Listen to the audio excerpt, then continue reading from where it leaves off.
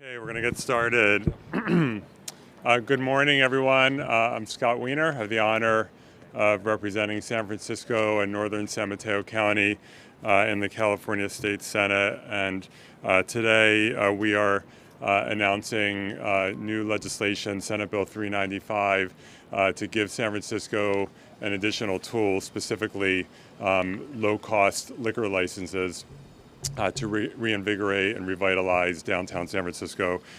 First, I want to start by congratulating Mayor Lurie on a very, very successful weekend here in San Francisco. I was exhausted looking at his social media with everything he was doing. Between the All-Star Game and what I think, from my recollection, is the largest crowd for the Chinese New Year parade I've ever seen. San Francisco is back and is getting stronger and stronger by the day. So thank you, Mr. Mayor, for your leadership. So we need to continue to build on the progress that we are making. And we know that downtown, Financial District, Union Square, south of Market, Yerba Buena, it is absolutely essential for San Francisco's recovery, for our economic vitality, and for our city's future, and not just for San Francisco, for the whole Bay Area. We know there have been huge challenges with remote work and all of the hangover coming out of the pandemic and issues of crime and public drug use that we're working so hard to try to address. And we know that we need to reimagine downtown for the future and have more diversity. So it's not just office, but more and more housing and retail and nightlife and food and drink, other kinds of recreation, entertainment. And nightlife is a key part of that strategy. We see that when you give people a reason to be downtown, they go downtown. We've seen it with some of the street festivals, the First Thursdays or Bangram Beats or the Chinatown Night Market. People will come. And so we need to keep building to give people more and more reasons to be downtown, not just at night, but to come into the office because there's more to do and there's more vibrancy. We've been working hard. I want to just really thank my colleague, Assemblymember Matt Haney, who has he has a select committee on downtowns, and he's done a tour of the state because there's a lot of commonality. So thank you, Assemblymember, for your leadership. We also were able to pass the entertainment zone legislation that has allowed on Front Street and at the Warriors Arena and other parts of the city to allow outdoor drink and allowing the local bars and restaurants to sell onto the streets. And we want to continue to build on that success so that the state of California is being a good partner to San Francisco and other cities in this recovery. We know that when people are trying to open up new bars or restaurants, it is extremely expensive, and one of the most significant costs is obtaining a liquor license. It can cost hundreds of thousands of dollars. And we know that, and I won't get started on my critiques of California's restrictive liquor laws, which hamstring cities in many ways, and Assemblymember Haney and I constantly work to deconstruct that and give cities more flexibility without micromanagement from the state. And that's what we're doing here today. So SB 395 will create 20 new low-cost liquor licenses for a hospitality zone defined by the city. And it will just allow some of these businesses to get going in a much more affordable way. And so with that, I want to turn it over to our sponsor of this legislation, Mayor Lurie.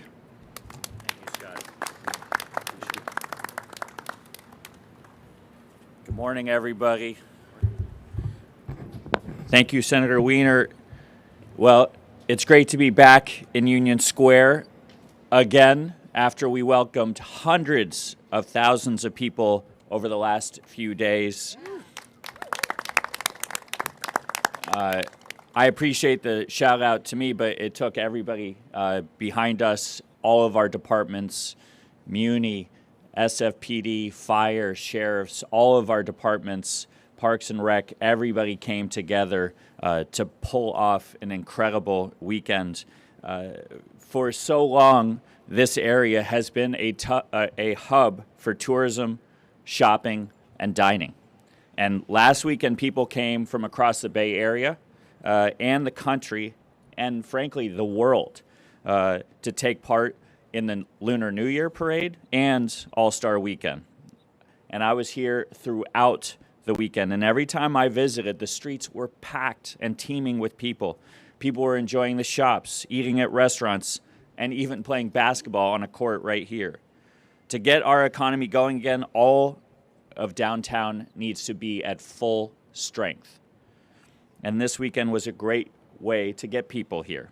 Now, today, we are taking the next step with permanent solutions for this neighborhood. By adding 20 new liquor licenses, this legislation will bring new restaurants and bars, new people, and energy downtown. San Francisco is known for our world-class food and culture. And last week, we were named the culinary capital of the United States. We should be making it easier, not harder, for businesses to set up here. Right now, state law limits our number of liquor licenses, and they are expensive and hard to get. This high barrier sends the wrong message to businesses that want to come here. Well, the message from our administration is San Francisco is open for business. That's the message we are sending with this bill, and that's the message our administration is sending consistently. Listen to what we did just last week. We launched Permit SF, which will streamline the city's permitting process and help new small businesses open faster. We signed the Fentanyl State of Emergency Ordinance, announced plans for a 24/7 police-friendly stabilization center so people can get medical treatment and police officers on patrol right here can get back on the street faster. And the Board of Supervisors Land Use and Transportation Committee passed our bill with Supervisor Dorsey and Supervisor Sauer to make it easier to turn empty offices into homes. That was just last week. The week before that, we launched the SFPD Hospitality Zone Task Force with dedicated resources to increase the police presence, not only around Union Square, but also around Moscone Center and Yerba Buena Center. This bill will allow us to do even more for that hospitality zone, bringing more restaurants and bars to our shopping areas in Union Square and Yerba Buena Gardens. And we will continue to take bold steps to revitalize downtown. This work is urgent, and that's the energy our administration is bringing every single day. Every day, I'm working with Senator Wiener, our partners in government, and our friends downtown to bring people back to our city. If you're a business owner, this is your moment to invest. If you've stayed away, come back and experience everything our city has to offer. And if you haven't heard, San Francisco is on the rise. So let's get on board and let's go, San Francisco. Sorry. Thank you, Mr. Mayor. Next, I want to bring up one of our unsung heroes who's had Marissa Rodriguez, who's the CEO of the Union Square Alliance and who has, it's been a rough few years for Union Square, but I'm optimistic about this neighborhood's future. And I just want to thank Marissa so much for your incredible work and perseverance. So, Marissa Rodriguez.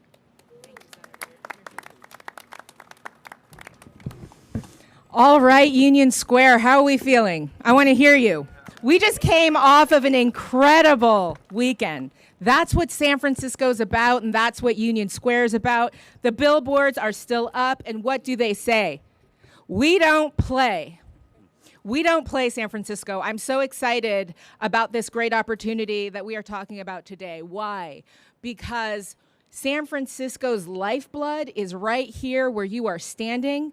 The hospitality zone is where we put our best foot forward. It's where we greet our guests, where we welcome visitors, not only locally, our San Franciscans, our Bay Area residents, our Northern Californians, but internationally, all over the world and nationally. This is us. This is what we represent. We can't move the convention center west of Twin Peaks. We can't move Union Square and 12,000 hotel rooms anywhere else. It is here, and we have to continue to invest. When people come to visit us for 2 days, 3 days, a convention, just coming into town because they've heard so many wonderful things about our world-class city, we want to put our best foot forward. And guess what that is? That is our food and beverage. That is our nightlife. That is the essence that makes San Francisco so unique. That is our people. That is our culture. That is our innovation. And if we can't put that front and center right here in 27, 30, 40 city blocks, we are failing. And we aren't failing anymore. A light switch went off. The energy is alive. This weekend showed us that our city is all about it. It was incredible, and it's going to stay that way. I'm excited for what this means. When Union Square and Yerba Buena thrive, our entire city does. Our neighborhoods thrive. And we are modeling this opportunity after a successful opportunity in our neighborhoods. Let's continue to do that great work. I want to thank OEWD. I see them. I know they're in it with us. Our state partners. Looks like the IRS is behind me. That's because we mean business. We are serious. Look at these guys. They're showing up. Our mayor, Daniel Lurie, he doesn't play. We don't play. This is real. This is serious. This is our city's ability to continue to thrive on the line, and we're going to continue to do the work. We're going to continue to make this happen. We love San Francisco. We're so happy to be here, and thank you so much for all you do to support us. And next, I want to ask up my legislative partner in this effort, Assemblymember Matt Haney. Good morning, everyone. Don't worry, I'm not the tax collector. World-class cities have world-class nightlife. And in order for our city to thrive, we need world-class nightlife. If you look around what's happening all over the world as cities have come back from the pandemic, they've done it with thriving restaurants, bars, and places for people to come out and enjoy themselves with each other, period. And what we're seeing in California in particular is the cities that have really invested and supported their nightlife have been the fastest to recover across the state. Why is that? It's because people now, in many cases, have a choice of where they go and how they spend their time. We can't just rely on people coming into our city during the day for jobs at their desk. Now many of those folks have a choice of whether they come in at all or whether they work remote. People who have choices of places to visit, how they spend their time. And when they have places to go out in the evening that are enjoyable, where they can build community, where they can experience arts and culture, that's where they want to be. Not just at nighttime, not just in the evening, but they also want to be there during the day. And what we're seeing in our downtowns, including in this downtown, is we're not just an 8-hour downtown anymore. Cities that are thriving are 24 hours. They're looking at what's happening during the weekends. They're looking in the evening and nighttime. And so I want to thank Senator Wiener for his leadership in understanding that and taking us there with the entertainment zones, and all of the partners who've come together to ensure that we are making it easier for nightlife to thrive, not harder. Our mayor said it. Our city's coming back. We showed it this weekend. We have to be able to embrace the role that nightlife plays, because when nightlife is thriving, our businesses do better, more people come and visit, our entire city benefits from it as well. Thank you, Senator Wiener, for your leadership and all of the partners who are here. We are going to get this done and make it easier to make things happen in San Francisco. Thank you, Senator Wiener, for your leadership. Next, in addition, it's not just about Union Square. It also goes south of Market, and I want to next call up Jill Linwood, Director of External Affairs at the Yerba Buena Partnership. Thank you. Thank you, Senator Wiener, Mayor Lurie, Assemblymember Haney and Marissa. So fun to work with. Our organization comes from the other side of Market Street, from Yerba Buena, which is the city's arts, cultural, and convention district. As you may know, we have 11 hotels, and this weekend at NBA All-Star, we were so delighted that we understand nearly every one of those 11 hotels was at capacity. All of our restaurants and bars were sold out. The Dawn Club, the Lark Bar, the restaurants within the W Hotel, the Marriott, the Palace, everything was booked solid. And our museums and our galleries were absolutely full. The diversification that this piece of legislation is putting forward to give businesses an opportunity to open that might not otherwise will help us give businesses another reason to choose to have conventions at Moscone Center, and to choose to visit our museums and galleries and visit our restaurants and bars. Our ambassadors work 7 days a week, all year round, to ensure that our neighborhood and Union Square Alliance, that the ambassadors in this neighborhood ensure that our downtown is clean and safe and welcoming. So as Yerba Buena and all of downtown's strong arts, cultural, and entertainment communities are driving our comeback, we are so supportive of this legislation as another signal that San Francisco wants your businesses here and is where your business will thrive.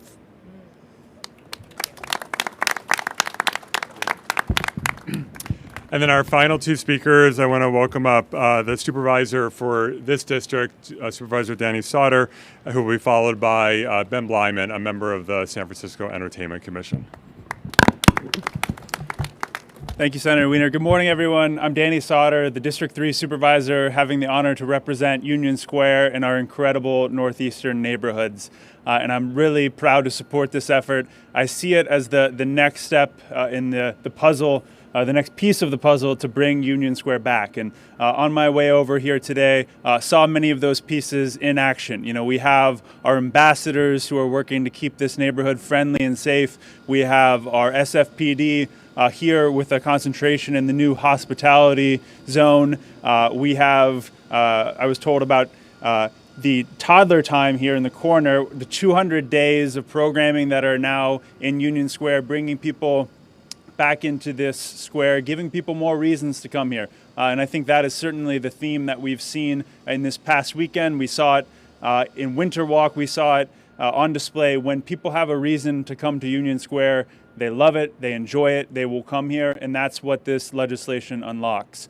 I was researching the legislation, and I think it's interesting that it's tied to residents. Of course, we want to work to bring more residents downtown, living downtown. We've taken action at the Board of Supervisors to make that possible. But in the meantime, we know that this neighborhood is changing. The office use is changing. The retail use is changing. And there's nothing more San Francisco than more restaurants, more bars, more nightlife. Imagine what this legislation can unlock. You can take the cable car down to Union Square and maybe enjoy a Mai Tai or an Irish coffee, or hopefully soon again an Anchor Steam. So those are, the pieces as the cable car goes behind us. Those are the opportunities and the promise that this legislation unlocks. So for me, it's a no-brainer. I think for San Francisco, it's a no-brainer for us to support this legislation and for this neighborhood to thrive with this legislation. Thank you. Hey, everyone. I'm a big fan of this legislation, and you can tell because I wore my most formal puffin sweatshirt today. I'm a bar owner, and I also have organized many of the bar owners in town into a group. We have about 538 of us. And when we talk about downtown, we talk about it being almost like the circulatory system for the whole city.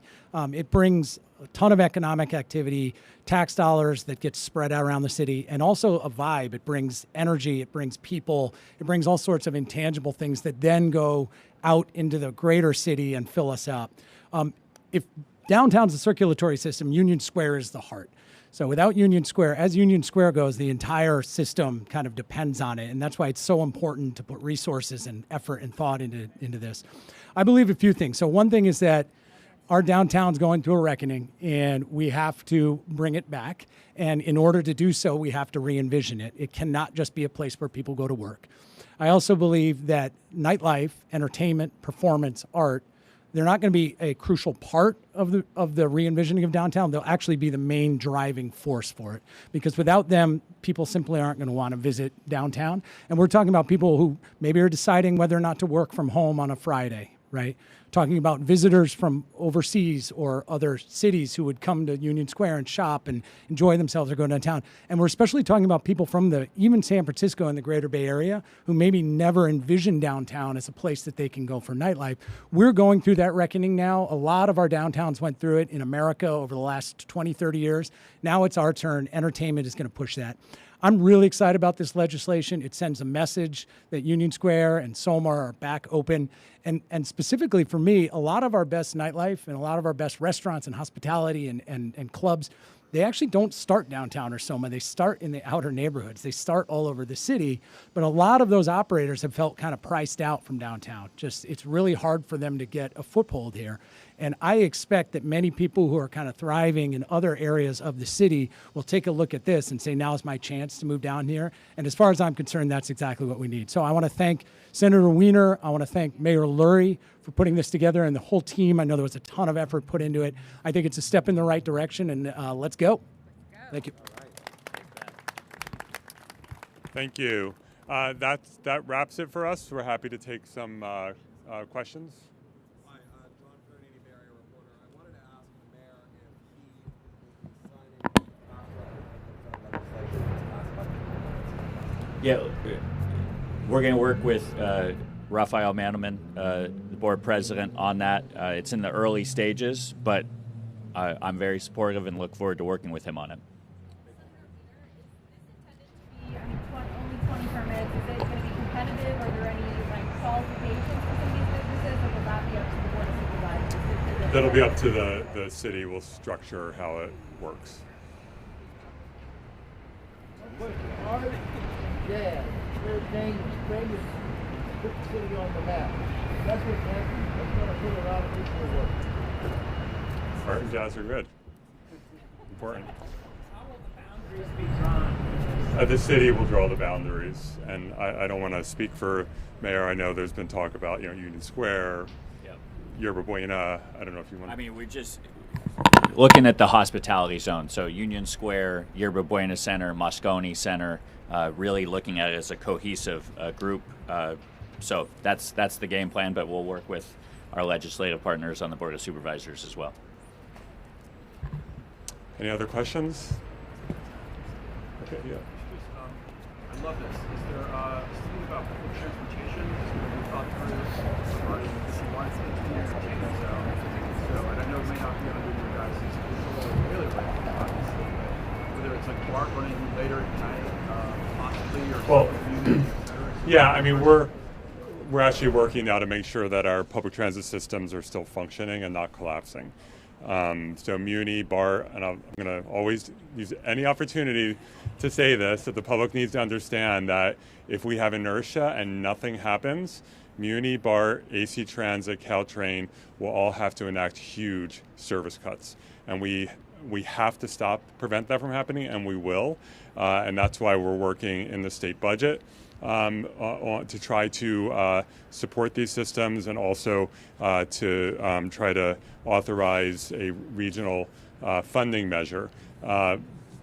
Other states fund public transportation at a much higher level than California does, and so we need to play some catch up, and so we need to shore up these systems. And yes, I would love for them to go later, but job one is making sure that we shore them up. Any other questions? Great. Thank you so much, everyone. Thank you. Thank you.